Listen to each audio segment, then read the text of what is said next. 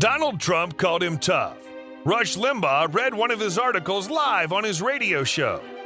Ann Coulter tweeted that article to her 1.5 million followers and declared, "Every sentence is perfect." Ladies and gentlemen, your host, former chief editor of the Jewish Press, Elliot Resnick. Welcome to the Elliot Resnick Show. With us today is Rabbi Dr. Moshe Miller, the author of a new book on how Rav Samson Raphael Hirsch, Rav Yaakov Ettlinger, Rav Esriel Hildesheimer, and other great German Rabbanim viewed non-Jews in general and Christianity specifically. Rabbi Miller is assistant professor and deputy chair of the Department of Judaic Studies at Touro University's Lander College for Women, and also an assistant professor of Jewish history at Touro's Graduate School of Jewish Studies and Lander College for Men. Rabbi Miller, it's an honor to have you on the program. I know it's almost not fair to begin this interview by asking you about 30 lines in a book that contains approximately 10,000 lines, but that's what I'm going to do because those 30 lines are truly fascinating. You write about a certain Rabbi Eliyahu Soloveitchik who wrote a Hebrew perush on the books of Matthew and Mark in the New Testament. Why in the world would a grandson of Rav Chaim Volozhiner and an uncle of the Beis Halevi write such a perush, and why did Rav Samson Raphael Hirsch evidently support this project? He was very mainstream, meaning one shouldn't think that because he wrote this commentary, that means that he must have been some type of a radical Jewish thinker who just happened to have the last name Soloveitchik. He was actually someone who he'd written a commentary on parts of the Rambam's Mishnah Torah, and he received letters of bracha from pretty mainstream gedolim in Europe. As far as what brought him to write it, his own views, if I understand correctly, seem to be that there is a certain degree of mutual hostility. Obviously, anti-Semitism is a reality. Jews in Eastern Europe, where he's from, lived with it. Everyone knows about Christian anti-Semitism, but he also felt that there's a good deal of misunderstanding on the Jewish side with regard to Christianity, the sense that Christianity is purely and inherently a supersessionist religion whose sole purpose is just to negate Judaism, that's about the Zara, and that Christians are over there with the Zara, and that the New Testament is just basically worthless garbage. He thought that this was a mistaken view, and so he developed an original take on the several books of the New Testament that he wrote commentaries on, and he himself writes that he's following in the tradition of Rabbi Yaakov Emden, the Yavitz. And Rabbi Soloveitchik says this, and Rabbi Yaakov Emden already explained to us that Jesus wasn't trying to found a new religion per se, and he was just trying to spread Hashem B'nei Noach among Umas Ha'olam, and there was no intention for there to be any kind of Avodah Zarah. And he writes very respectfully about Christianity, and he does say that he hopes that if people would study his work, and by people I mean both Christians and Jews, he says it openly. He says that he hopes that if people were to read his work, then the hatred that exists on both sides would diminish. He really is a forward-thinking figure who really believes that the purpose of creation is for all of mankind to serve Hashem in unison, not just for the Jews to serve Him and everyone else to serve us, but rather for all human beings to serve God. And he thinks that Christianity does a good job in getting large sections of mankind to get their devotion to God, perhaps somewhat imperfectly in terms of some theological views, but he doesn't dwell on those imperfections. He just dwells on the fact that they fundamentally believe in the God of the Bible, and they have the same moral code, roughly speaking, that Jews have. And he therefore just wants to generate a sense of appreciation for the Christian ethic on the part of Jews. And obviously he wants Christians to respect Judaism, because he does cite, of course, extensively, as you would imagine, from the Gemara, from Chazal. He was a big Talmid Chacham, to back up his own interpretations. And this letter from Rav Hirsch that you mentioned in the footnotes, that was specifically in support of this project to write these two perushim, or it was just in general for support for him personally? I think it's pretty clear that he is referring to those writings. I mean, Rav Soloveitchik published Rav Hirsch's letter as a preface to those writings. I mean, he so he's saying that the letter was in reference to that. Okay. That much is clear. As far as why Rav Hirsch expressed the view that he expressed, that Rav Hirsch doesn't make clear. It's a very short letter. But again, that's kind of what my book is about. It's of a piece with Rav Hirsch's overall view. Rav Hirsch wasn't viewing it exactly from the same angle as how I just described Rav Soloveitchik. Rav Hirsch wasn't really involved in interfaith dialogue the way Rav Soloveitchik to some degree was. But there's no evidence of Hirsch having met with Christian pastors or missionaries and that kind of thing. And Rav Hirsch certainly didn't write any of his own commentaries on the New Testament, and there's no evidence that he spent much time reading the New Testament, although he surely knew general ideas. But Rav Hirsch, because he was so open to non-Jewish spirituality, the idea that every human being should really serve Hashem, not just the Jews, and he had respect for Christianity, despite all of his criticisms, and there are many, as I discuss in the book, but he still respected sincere Christian piety. So therefore, to me, I felt, as I wrote in the book, that it's not surprising that it's Dafka Rav Hirsch, rather than Rav Soloveitchik's East European colleagues who would have known him better, it's Dafka Rav Hirsch It seems to be the only strictly Orthodox rabbi who has a favorable view of these writings of his. There's a couple other figures that also express their support for Rav Soloveitchik's project, but they're figures who we wouldn't really consider to be our, strictly within the Orthodox world. The Hirsch seems to be the one strictly Orthodox rabbi who supported him, but it goes along with the Hirsch's entire, basically, tolerant approach to Christianity and to non-Jews in general. Right. So I also want to focus on another, I guess you could say, small detail in the book, but I think some of these small details, when you explain them, you get to larger ideas. So in the book, you mentioned that Rav Hirsch once said that a frum Jew should really rejoice when reading a positive depiction of Christmas Eve family meals. Why did Rav Hirsch think we should have that reaction when we read such a depiction? Okay, so to be more precise, he doesn't use the term rejoice. It comes from an essay from the journal Yeshua in 1858. Professor Mark Shapiro, he published this essay in translation, Chakira, a couple of years ago. So listeners can certainly read the essay by going back to Chakira, I think 2019. But basically, he says that we ought not to try to censor out when we read a textbook in a Jewish class, in a Hirsch's own school. You read a textbook that deals with general subjects, and it has some depiction of Christmas Eve.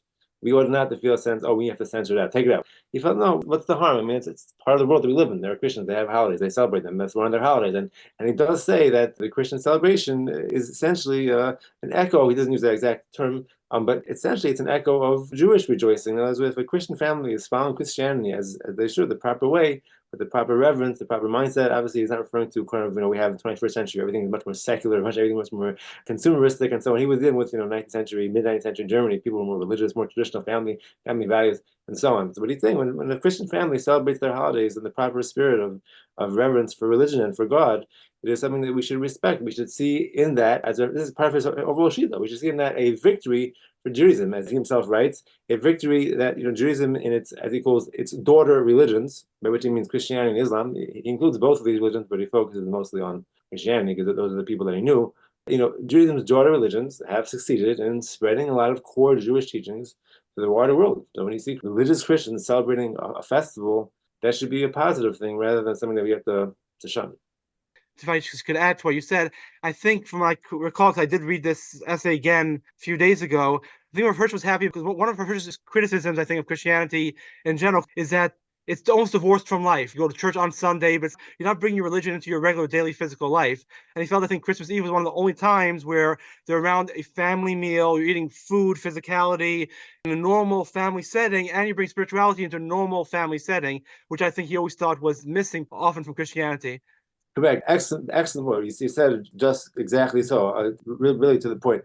That's exactly right. He does have that view. He criticizes Christianity for its what he calls its otherworldliness. It's focused on the next life. It's focused on death and sinful, original sin, and so on. That's he feels that's a very misguided idea. And indeed, correct. The Christmas Eve celebration is a case in which you have families come together, eating a meal, eating food, enjoying life, this worldly life, but with religious values, with a sense of religious purpose. So bringing religious values into a family meal is indeed something that Rav Hirsch felt is positive, and as Jews we should see, to some degree, we should see kindred spirits. Again, this is quite, as Mark Shapiro points out in an earlier essay, this is quite a distance from the whole Nittel Nacht idea that night is a night when it's full of tumah and you have to make sure some people won't learn because you learn whatever the different theories are. But basically, Rav Hirsch was very far away from that mindset. He felt that listen, Christians are humans; they're created with Kim, and they serve the Creator in however imperfect the way they do, but they're still serving the Creator. And we shouldn't look at it and say, "Oh, these terrible people." We should see these as fellow religious people who are trying to serve the Creator.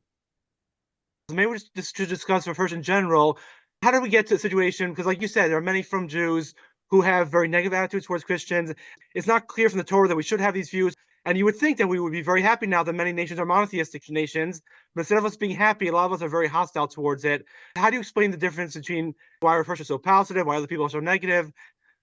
Okay, so the truth is the best way to get that is to read the book, because I do try to develop that there. But I'll try to say the following as concisely as I can. There is the halacha question of Christianity, whether it runs afoul of the Dara. It's a very important question that can't be brushed aside. The worship of the Trinity, tripartite God, a God incarnated. These raise very serious halacha questions. There's no doubt from the point of view of halacha, including Rav Hirsch's view of halacha, that for a Jew to worship as Christians do would be considered avodah zarah, which David Berger has correctly translated as the worship of an entity as God, when that entity is in fact not God. Avodah zarah doesn't just mean idolatry worship. So the worship of Jesus as, the sun, and this is obviously for Jews certainly is a problem, and then many would hold for Christians also it's a problem, because that is one of the 7 Noachide laws. But there are many poskim, which I discussed quite a few of those in the book, who felt that this whole concept of shituf, that's only partnership, and Bnei Noach are not forbidden in shituf. There's a long-standing view to that effect. It's based on what the Rishonim say in Tosfos and Drush and Ben Yerucham, and many Achronim discuss that at length. And there's a view that Christian. What's that? And the Ramah also, right? The Ramah does say this in two places. He says it in Chaim Kufnan Vav, and he also says in the Derech Moshe, he says in Your Day Kufnan Aleph. So there's definitely a basis for you'll say, the tolerant view of halacha towards Christianity as about the Zara religion as far as non-Jews are concerned. Basically, this idea that there is a different standard of Zara for non-Jews and for Jews, that non-Jews don't have to have as strict a form of monotheism as Jews do. So there's that one issue of halacha, and then you have the separate and sometimes overlapping question of the history of Christian persecution of Jews. The whole Jewish-Christian encounter during the Middle Ages wasn't a very pleasant one. The most extreme moments, of course, the Crusades and Black Death and the mass killings associated with that, Spanish Inquisition, expulsion. The most extreme moments were moments where Jewish blood was shed like water, often in the name of Christianity, in the name of Jesus. So the first thing to note is that the Rav Hirsch lived in a very different century. I think it is fair to say that probably the single most peaceful, the single most bloodless century of Jewish life post-Korban bias was the 19th century in which Rav Hirsch lived. There were occasional pogroms, mainly at the beginning of that century and at the end of the century, but the very center of the century, 1830s through the 1870s, roughly speaking, it's pretty peaceful as far as the standards of Jewish life is concerned. So Rav Hirsch, basically, that's when he worked, that's when he wrote, that's when he developed his hashkafa. So he did consider his times to be more peaceful time than previous centuries had been. That it wasn't only Reform thinkers who believed that. Rav Hirsch is Rabbi Yaakov Ettlinger, the great Aruch LaNer on the Gemara. Everyone learns the Sefer Aruch LaNer. He also writes how our century is a century of greater peace, diminishing of persecution. There was a general sense. It kind of made sense to think that way, because that is how Jews were treated then. There's no way to expect that they would have foreseen all the dramatic changes that took place over the end of that century, and of course the first 35 years of the 20th century with ultimately the rise of Nazism. We cannot view, as I stressed, all of German Jewish history through the prism of the Holocaust. The Holocaust came later. It didn't have to happen. It did, but it didn't have to.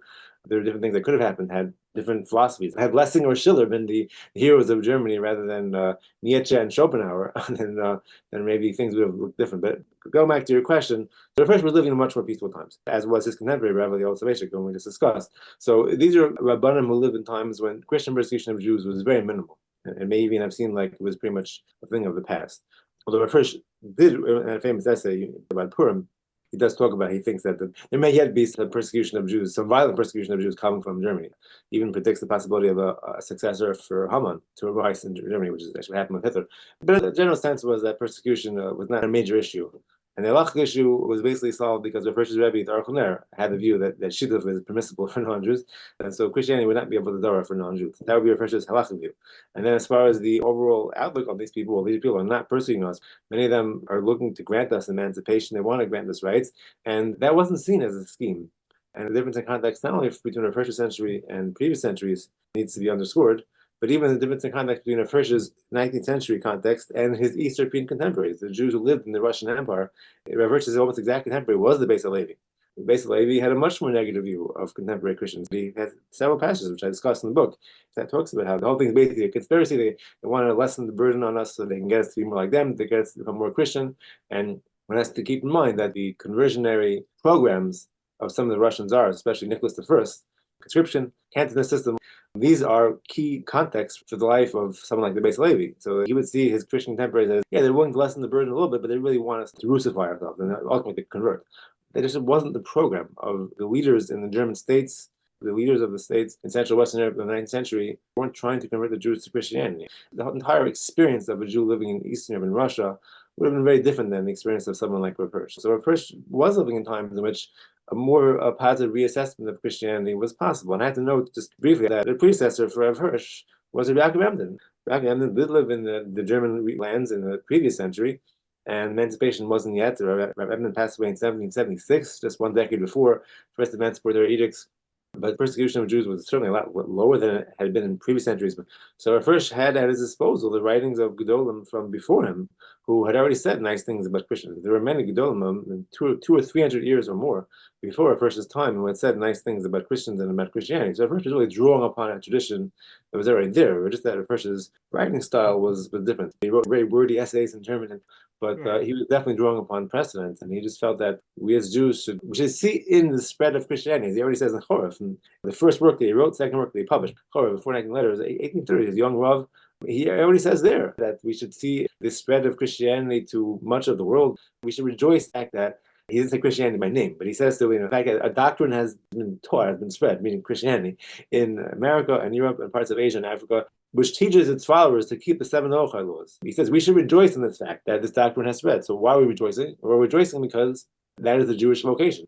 We are concerned not just with our own people, and not only are we concerned with the physical well-being of others, that we want non-Jews to be well and they shouldn't suffer physically, but we are concerned about the spiritual well-being of non-Jews. Because Hashem wants everyone to serve him. And that's the whole idea of being an Orgoyim and being a Mamlechas Kohanim, the famous interpretation of Mamlechas Kohanim with Rambam and the Sforno, to be a priestly nation. That means that we're the priests, the rest of the nations are the lay people. Priests always care about their lay people. You can't be a priest if you don't care about your flock. That's kind of by definition. So we're the priestly nation and we care about everyone else. We want everyone else to become more knowledgeable and more religious. So our first felt, look, Christianity is a great, definitely flawed, but still a great vehicle to spread some of the core teachings about God, about piety, about leading a moral life, leading a pure family life, having biblical values, respecting the Bible, and so on. These are things that Christianity taught and still teaches to this day, at least in more traditionalist forms. So he felt that this is something that we should recognize. And indeed, it's quite a development from the medieval Jewish Christian parliament. Right. And I think sometimes we don't appreciate it, because if we were living 3,000 years ago and we were taught that, there's a mission from Hashem that all of Hashem's ideas will spread to the world, we would think, how's that possible? There's millions and millions and millions of people out there. We're in a small country in the middle of the Middle East. And yes, we have these stones. The Yoshua wrote the Torah on the lime. But how many people are going to see the stones? And yes, some non-Jews could come for sukkahs to bring korbanos. But again, how many are going to come at the end? So you would think, how is this actually possible that all of our ideas that Hashem put in the Torah will spread to the rest of the world? And it happens to a certain extent. Obviously not the full extent, but to a certain extent, a lot of it happened, like you said, through Christianity and later through Islam. It's a miracle if you actually really think about it. It certainly is. I mean, there's a well-known passage of the Rambam, towards the end of Hos Malachim, where he talks about that. On the one hand, he says some pretty critical things about Christianity, but he also says that, Hashem orchestrated this. He says, Rambam says Hashem orchestrated the emergence of Christianity and Islam to fill the world with knowledge about these core concepts about mitzvos, about Mashiach, even though they misinterpret some of these things, but still they're still knowledgeable about these things, and therefore when Mashiach comes, they will be more familiar with these concepts. If Mashiach were to come to a pagan world, people will be totally ignorant about any of these concepts. It would be like teaching someone who doesn't know how to read any language, how to read some sophisticated version of a particular language. Whereas now that Christianity and Islam have spread, you're taking people that already know the text, can read the text, and you have to explain them, well, the way you explain that pasuk, that's not correct. It means like this. But, we have a common language, common sprach. I just think about the most recent example of the late Rabbi Sachs, who, as is known, he would learn Chumash with Tony Blair, who was then prime minister. Blair asked him to teach him the Chumash, and it goes back to the days when the Sforno would learn with Reuchlin, at least taught Reuchlin Hebrew at the very least. So Rabbi Sachs, in that respect, even if maybe he may have had some other differences with Rav Hirsch on some other issues, but certainly in that regard, they're very kindred spirits. I mean, Rabbi Sachs also believed that we should try to spread core Jewish teachings to the wider world, and if we can talk to religious Christians about the Bible, then great. I had a conversation with Rabbi Sachs like maybe 5-10 years ago, and I mentioned your PhD thesis to him. And unfortunately, he didn't live to see the publication of the book, but he said he was looking forward to the book, actually, when I told him. I feel bad. It's a great loss to the Jewish world, a very great loss. He has no replacement, but we still have his books, so we can still learn those. Yeah.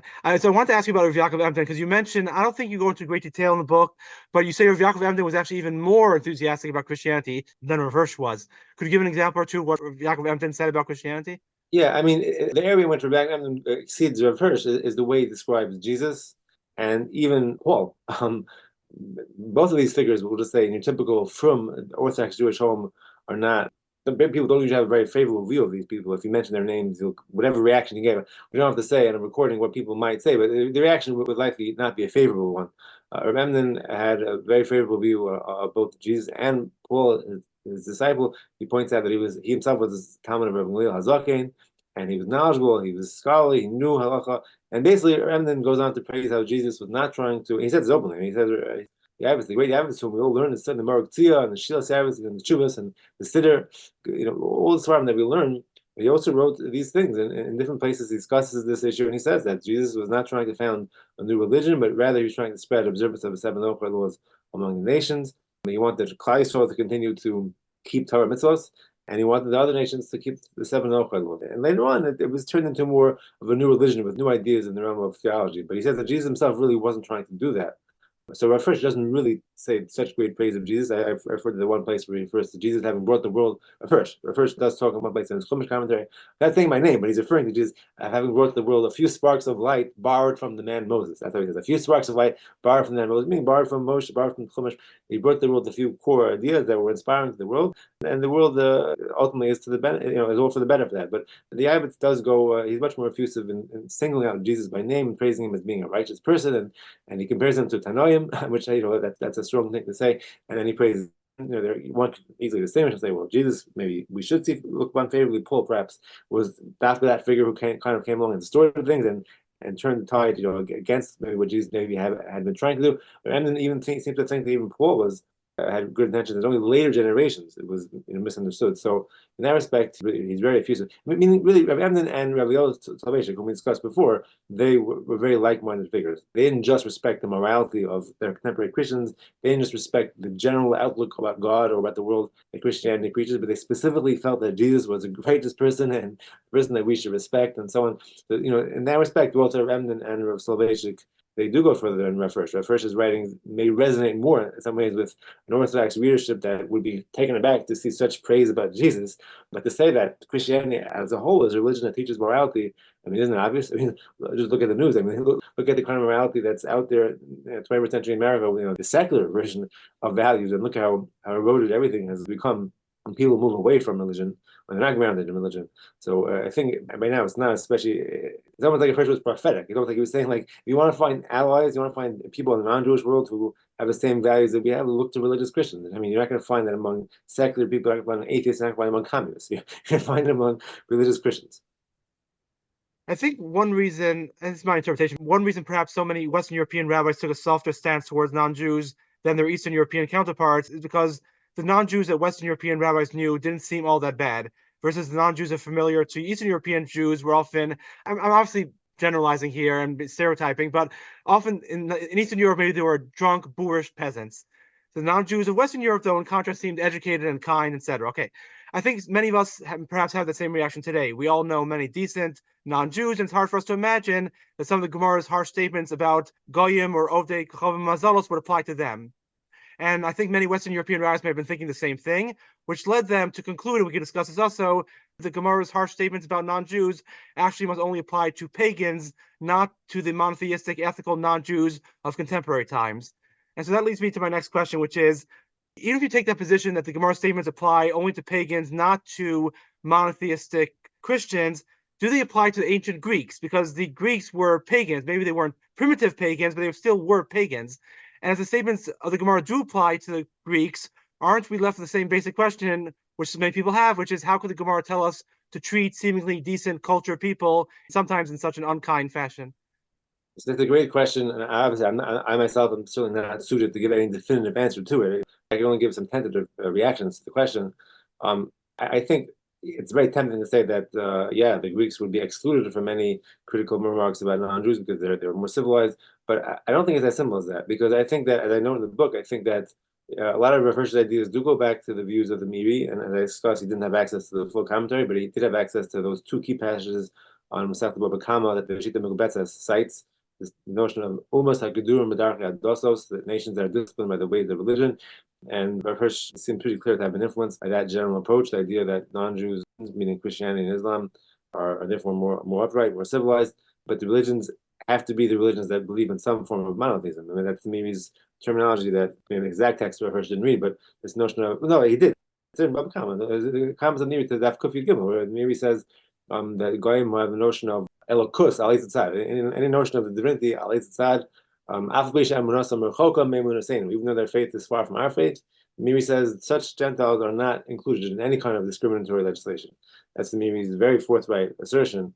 And so the ancient Greeks really weren't monotheistic. In the sense that we understand that they weren't worshiping one creator. They weren't worshiping the creator of the world, who is the sole source of all power, and then also believing that he has a son. But rather, there were various deities in the Greek pantheon, right? So it's tempting to say that if a more upstanding, decent Greek person, shouldn't be discriminated against, and indeed they should be treated as humans. They're Selma Kim. You can't steal from them. You can't harm them. You can't do anything bad. Everyone who reads any non-Jew, even the most pagan non-Jew, you can't hurt them. You can't steal from them. You have to be honest. You can't trick them. This applies to everyone. It doesn't matter their belief system. But to get to the next level of saying that they're like our brethren, they're like we have similar goals. We're achieving the same things. It's much harder to say that unless there's some shared belief system. So I think, in my view, and there's a lot of scholarship about Meiri, but it does directly relate to your question. Any attempt to interpret the Meiri as if the Meiri was just saying that the only thing that matters for the Meiri is to be decent in your lifestyle, but that your belief system is irrelevant, I think it's not correct. Meiri does talk about Gedur Medarche Dosos. He talks about belief in the Ali Zatzad. There is some aspect to some notion of monotheism. The Meiri understood that monotheistic Gentiles are closer to us than our polytheists. And Rav Hirsch, I think, clearly subscribes to that view. So as far as how we should treat Greeks, treat them like people, don't do anything unethical toward them. But do they have the same level that these more upstanding non-Jews? Meiri is practically treating Christian contemporaries almost like Gerard Toshav. And this is a view that Rav Hirsch, to a certain degree, endorses. I don't think it can really apply to Greeks insofar as they were polytheists. I guess it gets to the heart of why Avodah Zarah is so bad, because Rav Hirsch often talks about why the Avodah Zarah is so bad. And part of what he explains is he thinks that without believing in God, you're basically almost like a terrified animal. You're always scared of the gods. You never know what the next moment's going to bring. So you're constantly trying to appease them and giving them gifts. You might even sacrifice your own son to give them gifts. I think one of the harshest statements the Gemara says about pagans is that I think if there's a pagan in a pit and he needs your help, it says you don't push him in the pit, but if he's in the pit, you don't help him out. You essentially let him die. Sorry? That's more words above, yeah. So that means if you're passing by 2,500 years ago and there's, Aristotle sitting there in that pit, you don't help him out. So then the question is, why is Avodah Zarah so terrible that Hashem would tell us to do such a thing? I mean, in the 19th century, you see it. Rav Hirsch isn't the only one. Shadal, who was a contemporary of his, they corresponded from Italy, Shmuel David Luzzatto, and Rav Hirsch, they didn't agree on a number of things, but they both did stress this idea that idolatry is so bad because it leads people to immorality, to barbarism. They're always vying for the God's affections. You look at the famous Chumash commentary of Chief Rabbi Hertz, the British Chief Rabbi. He always makes that point about the paganism leading you to barbarity because of the belief in multiple deities. So I think to some degree they did accept that premise. They were not followers of Rambam, who stressed intellectual perfection. So yes, figures like Rav Hirsch and his contemporaries, they did connect Avodah Zarah to the kind of lifestyle and the barbarism that Avodah Zarah would follow, but it doesn't mean that's the sole issue. I mean, there is a prohibition simply on giving allegiance to entities that don't deserve it. I mean, Hakadosh Baruch Hu made the world, and to go and give allegiance to foreign gods that have no reality at all, and no connection to reality, you just give them your allegiance, that's a betrayal. This is basically how Hirsch explained the idea of Kel Kano, which he probably was alert to Christian criticism. Kel Kano, God is the vengeful God. The Christians say their God is more loving. The God of the so-called Old Testament is vengeful. But first implicitly addresses that without citing my name, but he addresses that. In Kel Kano, he says that the God who demands our allegiance. It doesn't mean that he's vengeful, he's going to strike you down with a bolt of thunder, but it means that he demands our allegiance. And be faithful to God means to give allegiance to he who deserves our allegiance, and not to entities that don't deserve it. So yeah, on the one hand, Rav Hirsch and like-minded contemporaries of his did draw a connection between pagan belief and barbarism, but it wasn't solely barbarism. The belief itself was a problem. And so beliefs that were openly polytheistic would have been seen as being a big issue.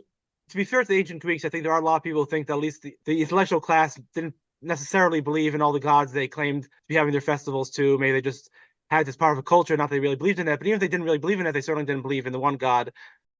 All right, let me move on.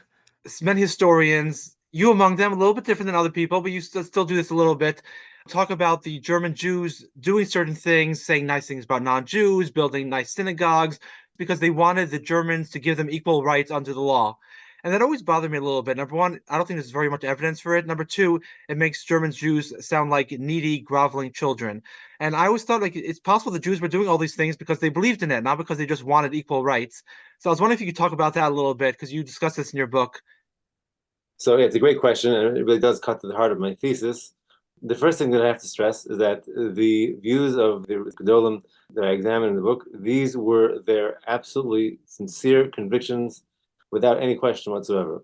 However, what I do argue is that one has to read these texts within their context, like anything else. You read the origins of Hasidism, you read the writings of the Vilna Gaon, Chaim Lozner, the Muslim movement, all these things represent the true, sincere conviction of the great rabbis who propounded the views which they propounded. But they still propounded their views within a specific context. And so what I discussed is that there was a general sense, both among open anti-Semites, opponents of emancipation, but even among supporters of emancipation, like Friedrich Schleiermacher and Hegel, there was a sort of a common thread, a common theme, which is this critique that Judaism was tribalistic. Jews only care about their own kind. They just don't care about, the goyim. They care only fellow Jews, and that's it. So the basic idea here, and to make it very simple, is that these Rabbanim, these Gedolim, felt that it would simply be hypocritical. We would be hypocrites if we were to, on the one hand, say, yes, we appreciate the civic equality that you're granting us, which is what emancipation is. We appreciate it. We want to be active and loyal citizens in Germany. We want to participate in the civic life around us. We want you to finally treat us like equal human beings, which you haven't done for all these centuries till now.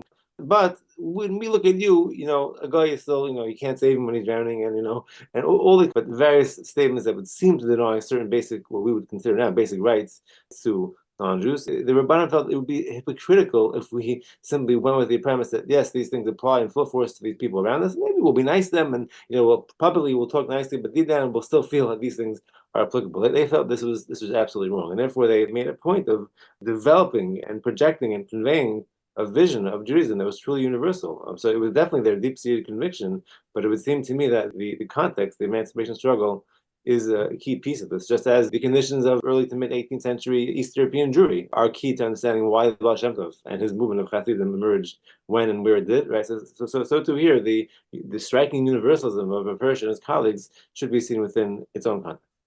Okay, so before we end the interview, I have to ask, because this always comes up whenever you talk about nicer things about non-Jews. People always say, what do you mean there's a statement in Chazal, Esav Sonei Yaakov? How could you say that non-Jews could like Jews or Christians could be almost our brethren? Esav Sonei Yaakov, this is pre-programmed. I never thought it made too much sense, because if Hashem wants us to spread the Torah to the world, the Torah values, it doesn't make any sense that he would pre-program the people we're supposed to spread these values to hate us. But nonetheless, this is what people say. So how do you respond? It all comes down to the statement of the Chazal and the pasuk in Bereshis, when Esav kisses Yaakov after having been separated from him for a very long time, and the Chazal note that on the word Vayishakeu that he kissed him, the word is dotted. So there's a statement of Chazal say, it's actually Shimon Bar Yochai, who says the way that Rashi quotes it, Halacha hi b'yadua she'esav sonei Yaakov. So he said, but still by that moment, even though it's Halacha b'yadua that Esav hates Yaakov, at that moment he still kissed him wholeheartedly. So this is a statement that everyone who doesn't know anything about anything Chazal doesn't know anything at all. This they know, right? So basically, to make a long story short, few points. The first thing is that the actual text of the Chazal, as we know now from more correct, more accurate manuscripts, the actual text of Chazal don't say halacha b'yadua. In fact, it would be rather odd if they did say that, because you don't find this lashon anywhere else in all of rabbinic literature. Halacha b'yadua, either it's halacha or there's something yadua, but halacha b'yadua is something we don't find. So the actual text is simply halo b'yadua. Halo b'yadua. Is it not known? Isn't it known that Esav hates Yaakov? And that's actually what Chazal said. They weren't talking about halacha. Again, once you have the word halacha, that gives rise to all kinds of interpretations. Why they call it halacha? Well, that must make it an immutable fact of the essence of Gentiles. They hate you, assuming that Esav means all Gentiles. But the point is that Chazal didn't even say it.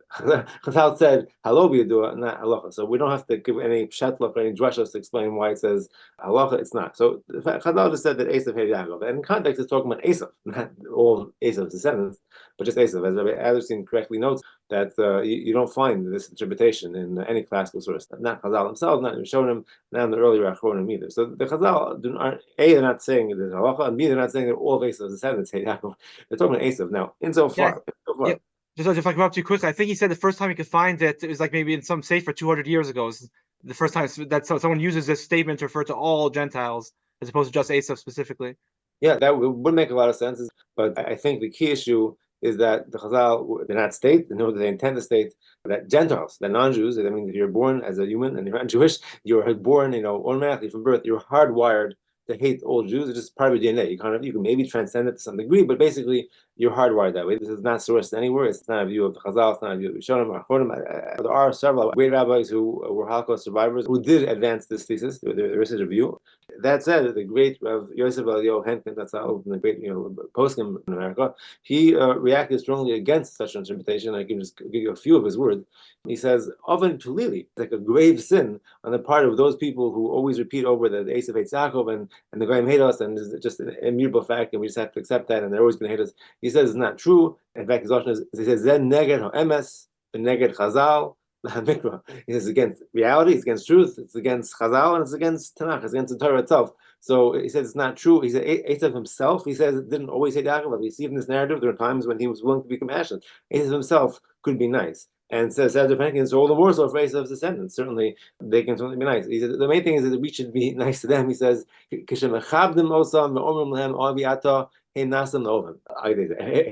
we're nice to them, we give them respect, and we say we like you, we love you, we're friendly to you, they will be friendly to us. They'll be nice to us as well. So this is almost, in a sense, is almost like the underlying assumption of the rabbis that I discussed in my book. The idea here, and Sir Hennigan is saying as well, is that we should just try to be ethical, upright people to all of our neighbors, Jews and Gentiles alike. And there always will be those that hate us. The ones that are very extreme in their hatred probably can't change their opinion. But the majority of, we'll say, undecided, the majority of undecided out there could be fine, upstanding people. We're just nice to them, they'll be nice to us. And there's no Torah claim or any rabbinic text that would lead us to think differently. Rav Hennigan was one of the biggest poskim in America. He lived through the Holocaust himself, I think, or no? He did. I mean, that's why I noted him. Even though there were several prominent rabbanim who lived through the Holocaust, who took the other view and attempted somehow, immutable fact. But Rav Hennigan reacted strongly against that view. He felt that was a mistaken interpretation. And he wasn't even going with the new text. He probably wasn't aware that the real text is actually halo b'yadu as opposed to halacha. Even with the text of halacha, which is odd, why they call halacha. Even so, he said that it doesn't mean that it can't change. Esav himself, he says, but sometimes it can be kind. So right, it certainly makes sense. And very quickly, the Gemara about Sinah Bal Olam with Sinai, how does that fit in here?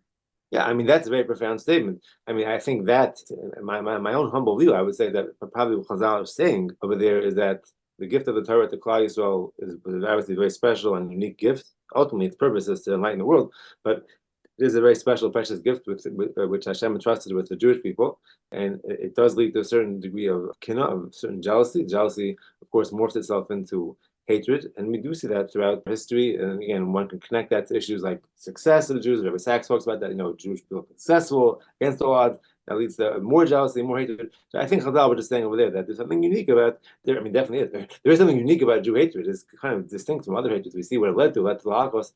It led to things that other kinds of hatreds have not led to. So Chazal was saying that there's some unique type of hatred, and it's connected to the special gift that we got and a certain degree of jealousy that others have on account of that. But it doesn't mean to say, nor ever understood it to mean that every Gentile is born with an immutable hatred of Jews. Right, and again, I hate to repeat myself, it does go back, I think, also, if you do believe, like you said, the Rambam, the Sephorano, and all these people, that we have a mission to be an Or Lagoyim, or to be the priests of the world, Hashem it doesn't make any sense for him to pre-program the students to hate the teacher in advance. Yeah, I couldn't agree with you more. I think probably, for the purpose of pure intellectual honesty over here, I think that interpretation of Klal Yisrael as the Malachas Kohanim, as a priestly nation, which is deeply rooted in classical sources, the Rambam's interpretation of that pasuk, the Sephorano and others, and of course the Or Goyim, which is the pasuk in Shaya, the Radak on that pasuk and other version. So it's definitely a classical idea, not a modern invention. That said, there are those who don't subscribe to that. There are people that you can speak to plenty of Orthodox Jews who will not agree with you or me in our claim that our main role, or even one of our main goals, is to be the priestly nation aligning the world. There are people who will say that Jews are concerned about Jews, concerned for our own kind, our own people, and Hashem gave us a special gift. That's a Torah. We love Him, He loves us. It's like a love affair between Hashem and Klal Yisrael. So that's really all that counts. The rest of the world doesn't really matter. They're not really that important. It's Klal Yisrael and Hashem. There definitely are people who have such a view, and it is in fact against such an outlook that the rabbi that I examined in my book reacted, and it developed a much more universal vision of Judaism in strong opposition to that narrow tribalistic outlook, and that is the vision that I discussed at great length, and it is indeed rooted in classical sources. Right. I know you have to go, but it's interesting because even among those people who do believe in the mission's claim, like Rav Hirsch, I don't think he thought we should be actively propagating Torah values. I think he thought it was more like a passive thing. If we live a godly, ideal life, people around us will eventually notice and it will seep out. Yeah, correct. No, absolutely. I do discuss that in the book. I cited Professor Mordechai Breuer, he was a senior Hirsch scholar, and he already noted this already years ago that Rav Hirsch's vision of mission to the nations is essentially a passive mission. It's a mission of leading a Torah lifestyle and inspiring people around you in a subtle way, not actively preaching on the streets, holding up signs saying the apocalypse is coming, but rather leading a lifestyle in which people respect you. And again, that's why for Rav Hirsch, as I think This should be the case for everyone. I'll just say my own view. That's why for a person, what I think should be everyone's view, Kiddush Hashem and Chil Hashem cannot just then be kind of footnotes to Judaism. Like, oh, we have to do mitzvahs and keep kosher. And by the way, don't make Chil Hashem. No, that's core. That's absolutely central to the vocation of a Jew. You interact with the wider world. You want to absolutely show people how yashar we are. We are, in fact, haladas yashar. We are the upright nation, upright community. Everything we do is in the highest level of ethics, highest standards. So that's key. That's absolutely key. So it's definitely something that Rav Hirsch talks about. And again, there's also the other piece of that theory, the mission theory, according to which the other religions play a role as well. As flawed as some aspects of their theologies might be, and as much persecution as you've experienced, and some of you even still do experience from some of those religions that have developed on the basis of Judaism, what Rav Hirsch calls the daughter religions, namely Christianity and Islam, nevertheless, there's still a core of truth, in fact, a core of many truths that those religions do preach, and if they just understand and preach their religions the proper way, there are many upright Christians and Muslims who do so, if they just do that, then they are in fact carrying out the vocation of Judaism to the wider world. Thank you so very much. I really encourage all listeners to buy your book. I'm going to put a link to it in the episode description, and yashkoach in the book, and hatzlacha. Thank you very much for offering me this opportunity to discuss it. Thank you. I really appreciate it. All right, that does it for us. If you like this podcast, please consider subscribing to it and giving it a good rating and a nice review if you're so inclined. I hope you enjoyed the episode and have a great day or a great night, depending on when you're listening to this podcast.